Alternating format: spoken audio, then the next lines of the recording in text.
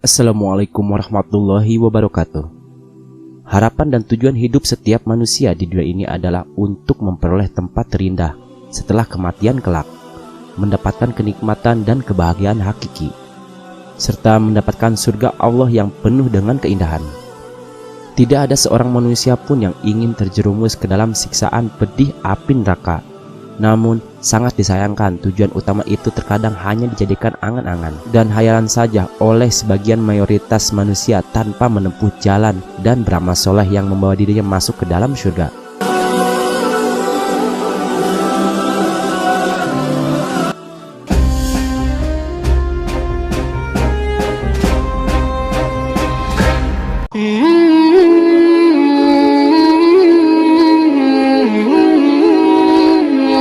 Surga hanya diperuntukkan sebagai ganjaran bagi hamba-hamba Allah yang soleh, yang taat terhadap perintahnya dan menjauhi segala larangannya. Ketika kita membuka lembaran-lembaran ayat suci Al-Quran, kita menemukan bahwa Allah Subhanahu wa Ta'ala ketika menyebut amalan soleh, Dia mengiringinya dan menyebut ganjaran pahala dan perolehan surga yang dihiasi dengan sungai-sungai yang mengalir di bawahnya. Berbagai macam buah-buahan kesukaan manusia, kebun yang indah, istana megah yang terbuat dari emas dan mutiara, tempat tidur, permadani dan bantal dari emas dan permata. Tak ada kehidupan yang paling indah selain di alam surga sana. Selain itu, Allah Subhanahu wa Ta'ala juga menceritakan bahwa di dalamnya terdapat bidadari-bidadari cantik bermata jeli yang menjadi istri bagi kaum Adam yang berada di surga.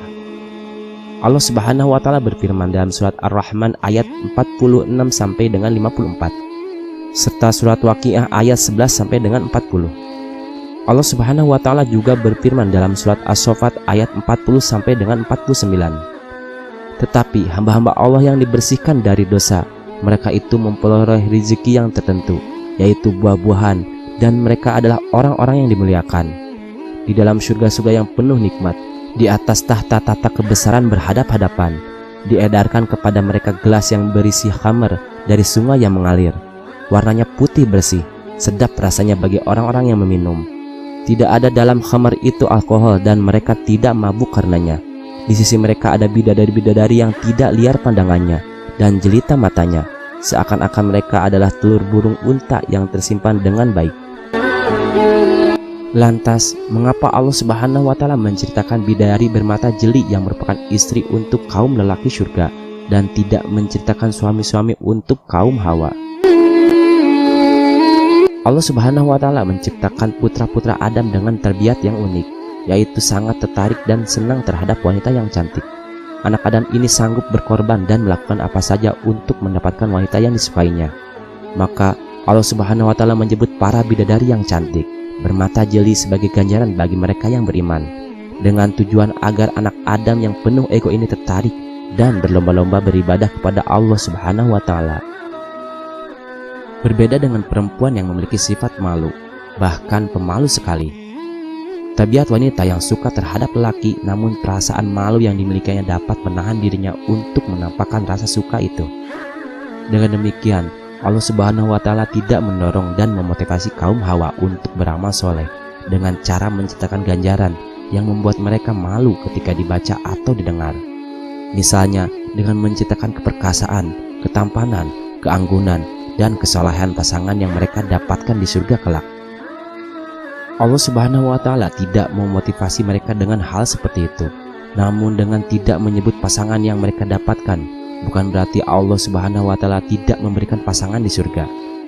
Wanita solehah yang tidak menikah di dunia atau wanita solehah yang sudah menikah di dunia tetapi suaminya kelak masuk neraka, mereka akan mendapatkan pasangan lelaki perkasa, tampan, penuh romantis dari golongan manusia yang menyejukkan hati dan pandangan mata mereka di dalam surga. Bagaimanapun cantik jelitanya bidadari surga di sana, namun tetap lebih cantik dan mulia wanita solehah yang pernah hidup di dunia, disebabkan ibadah dan ketaatan yang mereka lakukan semasa hidup di dunia. Mereka tidak akan mengalami rasa letih, tidak akan tua, dan mereka akan tetap perawan selama-lamanya. Subhanallah. Rasulullah Shallallahu Alaihi Wasallam bersabda dari Aisyah radhiyallahu anhu bahwasanya Rasulullah Shallallahu Alaihi Wasallam bersabda, sungguh surga itu tidak dimasuki oleh perempuan tua, Sesungguhnya Allah apabila memasukkan mereka ke dalam surga, Dia akan merubahnya menjadi perawan-perawan. Hadis riwayat At-Tabrani. Di dalam surga tidak ada seorang manusia pun yang tidak memperoleh pasangan, baik laki-laki maupun perempuan. Sebagaimana hadis Rasulullah SAW yang diriwayatkan oleh Imam Muslim dalam kitab sahihnya dari Abu Hurairah radhiyallahu anhu bahwasanya Rasulullah SAW bersabda, tidak ada seorang pun di dalam surga itu yang sendirian, tidak mempunyai pasangan. Jadi baik laki-laki atau perempuan penghuni surga yang tidak mendapatkan pasangan di dunia, Allah akan menikahkan mereka di surga kelak dengan pasangan penghuni surga. Tidak usah merasa terzolimi karena sekedar Allah tidak menyebutkan pasangan bagi kaum perempuan. Di surga kelak, Allah Subhanahu wa Ta'ala Maha Adil terhadap hambanya. Tak ada seorang hamba pun yang terzoliminya.